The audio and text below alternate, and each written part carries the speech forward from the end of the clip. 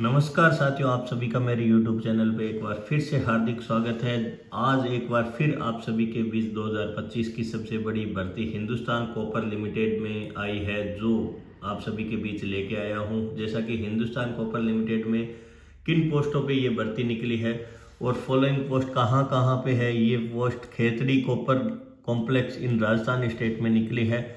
इसमें चार्जमैन की total 24 post है।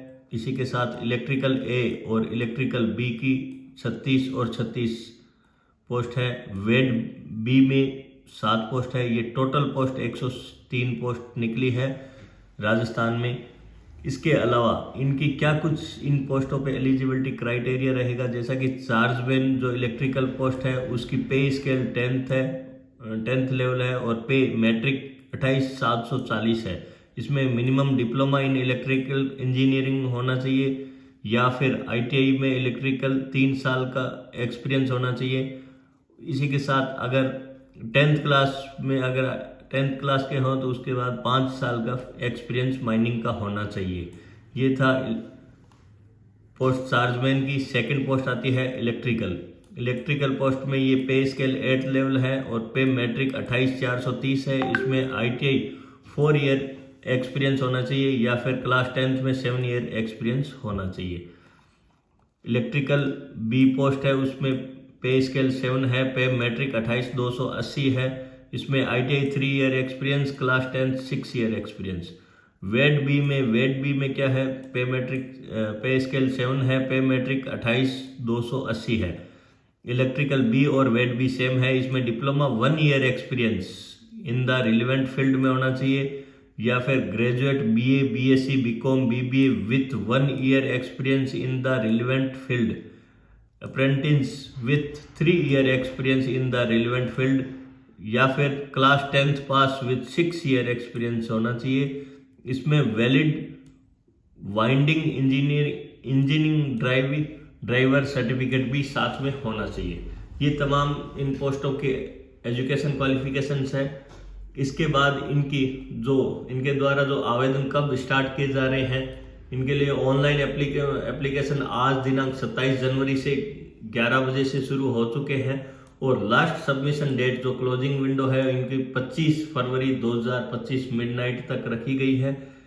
अलग अलग इनका जो क्राइटेरिया इन्होंने दे रखा है, पोस्ट अलग अलग कैटेगरी वाइज डिवाइड कर रखी है। इसी के साथ इसमें इन्होंने मिनिमम क्या कुछ कट ऑफ रहेगी, क्या कुछ इनके द्वारा एग्जाम कंडक्ट का क्राइटेरिया रहेगा, एज कैसे काउंट की जाएगी, एज का क्या कुछ रहेगा, तो इन्होंने एज बताई है 1/1/2025 को अब तक 40 ईयर का होना चाहिए, उससे ज़्यादा नहीं।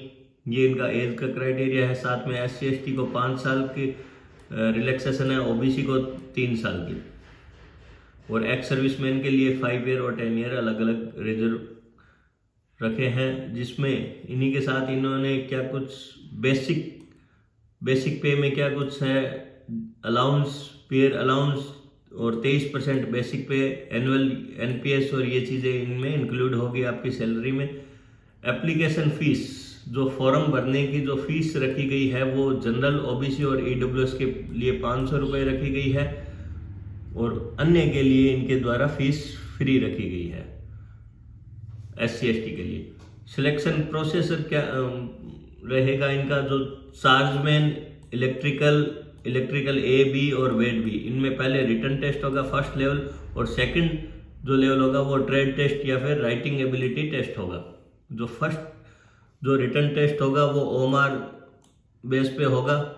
ये CBT मोड पे नहीं है, ये OMR बेस पे ऑप्टिकल मार्क रीडर पे OMR ऑफलाइन एग्जाम होगा। इसमें जो इन्होंने सिलेबस रखा है वो जो सब्जेक्ट नॉलेज है, जो पर्टिकुलर जिन सब्जेक्ट में इन्होंने डिग्री कर रखी है उस सब्जेक्ट का नॉलेज 80 मार्क्स का रहेगा। उसके साथ ही जो जनरल नॉलेज है वो 20 मार्क्स का रहेगा। ये इनके द्वारा एग्जाम का जो फर्स्ट लेवल रखा गया है वो है। इसके बाद जो सेकंड लेवल है, trade test and writing ability test, जो सेकंड लेवल होगा उसमें क्या कुछ रखा गया है, there will be second level test, trade test, writing ability test. Post कौन से, चार्जमैन इलेक्ट्रिकल A B और वेड बी के लिए रखा है। इसमें मिनिमम इनको SC/ST को 35, OBC को 38 और जनरल और EWS वालों को 40 मार्क्स नंबर जिनके एग्जाम फर्स्ट लेवल में होंगे वो ही इसमें एलिजिबल होंगे। इसी के साथ इन्होंने बाद में डॉक्यूमेंट वेरिफिकेशन के लिए ओरिजिनल डॉक्यूमेंट मांगे हैं। कौन कौन से हैं, जैसा कि ये आपको इसमें इन्होंने बता रखे हैं। Age, qualification, experience, caste, no objection certificate, ये इन्होंने सारे डॉक्यूमेंट मांगे हैं। कैसे अप्लाई कर सकते हैं आप इनके ऑफिशियल वेबसाइट पे www.hindustancopper.com पे जाके आप अप्लाई कर सकते हैं। ऑनलाइन आवेदन होंगे और इसके बाद इन्होंने एजुकेशन क्वालिफिकेशंस जो इन्होंने पहले ऊपर क्लियर कर किए हैं मेंशन, वो सेम चीज़ इसमें इन्होंने डॉक्यूमेंट जब डीवी होंगे तो उस समय कौन कौन से डॉक्यूमेंट लाने हैं वो इन्होंने ये दिखा रखे हैं। सारी ये चीज़ें आपको आप इस PDF को पॉज करके पढ़ सकते हैं अलग अलग पोस्ट के लिए।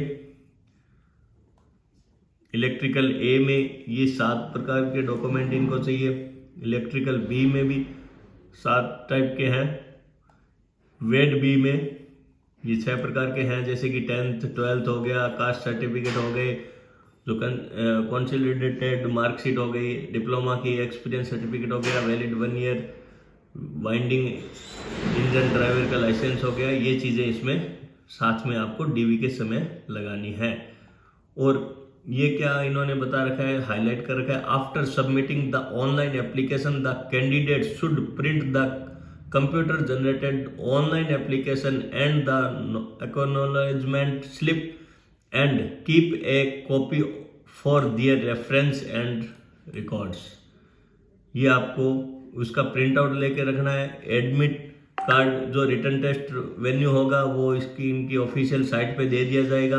कब कुछ इनके द्वारा एग्जाम कंडक्ट करवाया जाएगा उससे पहले ये एडमिट कार्ड जारी कर देंगे। उसके बाद इन एग्जाम होने के बाद मेडिकल फिटनेस के लिए क्या कुछ डॉक्यूमेंट चाहिए, ये इनकी बेसिक डिटेल्स हैं। आप इसकी अधिक जानकारी के लिए आप मेरे ऑफिशियल जो नीचे डिस्क्रिप्शन में टेलीग्राम का लिंक दिया गया है वहाँ पे आप जाके इस PDF को अच्छे से डाउनलोड करके अच्छे से रीड करके उसके बाद आज से आप इनके फॉर्म भर सकते हैं और अपने जो जो क्राइटेरिया है उसके क्राइटेरिया के तहत जो जो आपकी क्वालिफिकेशंस हैं उसके तहत आप एग्ज़ाम फॉर्म आवेदन करके एग्ज़ाम दे सकते हैं। जैसा कि इसमें इन्होंने क्या कुछ डिसेबिलिटी क्राइटेरिया बता रखा है, क्या कुछ डॉक्यूमेंट रिक्वायर्ड रहेगी, ये चीज़ इनकी HCL के द्वारा बेसिक्स नॉलेज थी इस वैकेंसी के बारे में। इनकी कहाँ कहाँ पे इनके प्लांट चल रहे हैं, जैसा कि झारखंड, मध्य प्रदेश, राजस्थान, महाराष्ट्र, गुजरात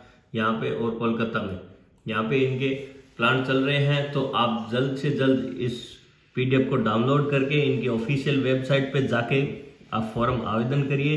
यदि आपको ऐसी ही तमाम भर्तियों के बारे में आपको सूचनाएं मिलती रहे, हमारा कंटेंट यदि आपको अच्छा लगा है तो आप हमें लाइक, शेयर और सब्सक्राइब जरूर करें। और आपके इस YouTube चैनल में जो कंटेंट को लेकर कोई भी सुझाव है तो आप नीचे कमेंट बॉक्स में अपने सुझाव जरूर रखें ताकि आने वाले समय में उनको सुधार किया जा सके। धन्यवाद।